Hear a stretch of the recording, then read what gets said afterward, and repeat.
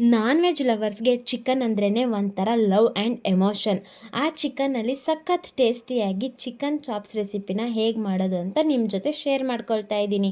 ಒಂದು ಫ್ರೈ ಪ್ಯಾನ್ಗೆ 1 table spoon oil ಹಾಕ್ಕೊಂಡು ಚಾಪ್ ಮಾಡಿ ಇಟ್ಕೊಂಡಿರೋ ಈರುಳ್ಳಿ, ಟೊಮೊಟೊ, ಬೆಳ್ಳುಳ್ಳಿ, ಶುಂಠಿ, ಚಿಲ್ಲಿ, ತೆಂಗಿನಕಾಯಿ, ಕಡಲೆಪಪ್ಪು, ಚಕ್ಕೆ, ಲವಂಗನ ಹಾಕಿ ಹಸಿ ಸ್ಮೆಲ್ ಹೋಗೋವರೆಗೂ ಒಂದು 5 ಮಿನಿಟ್ಸ್ ಫ್ರೈ ಮಾಡ್ಕೊಂಡಿರೋದ್ರ ಜೊತೆ ಸ್ವಲ್ಪ ಕೊತ್ತಂಬರಿ ಸೊಪ್ಪು, ಪುದೀನ ಹಾಕಿ ಗ್ರೈಂಡ್ ಮಾಡಿಕೊಂಡ್ರೆ ಚಾಪ್ಸ್ಗೆ ಬೇಕಾಗಿರೋ ಮಸಾಲೆ ರೆಡಿ.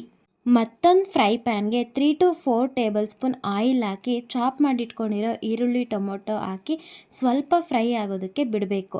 ಸ್ವಲ್ಪ ಫ್ರೈ ಆದಮೇಲೆ ಉಪ್ಪು, ಅರಿಶಿನ, ಚಿಕನ್ ಹಾಕಿ ಚಿಕನ್ ಮುಕ್ಕಾಲು ಭಾಗ ಬೇಯ್ಕೊಳ್ಳೋದಕ್ಕೆ ಬಿಡಬೇಕು. ಆಲ್ಮೋಸ್ಟ್ ಚಿಕನ್ ಬೆಂದಿದೆ ಅನ್ಬೇಕಾದ್ರೆ ಮಿಕ್ಸರ್ ಮಾಡಿಟ್ಕೊಂಡಿರೋ ಮಸಾಲೆ ಹಾಗೂ ಮನೇಲೇ ಪ್ರಿಪೇರ್ ಮಾಡ್ಕೊಂಡಿರೋ ಚಿಕನ್ ಸಾಂಬಾರ್ ಪೌಡರ್ ಹಾಗೆ ಚಿಕನ್ ಮಸಾಲ ಪೌಡರ್ನ ಹಾಕಿ ಕನ್ಸಿಸ್ಟೆನ್ಸಿಗೆ ತಕ್ಕಷ್ಟು ವಾಟರನ್ನು ಹಾಕಿ 10 ಮಿನಿಟ್ಸ್ ಕುಕ್ ಮಾಡಿದ್ರೆ ಚಿಕನ್ ಚಾಪ್ಸ್ ಸವಿಯಲು ಸಿದ್ಧ. Chicken chops ready.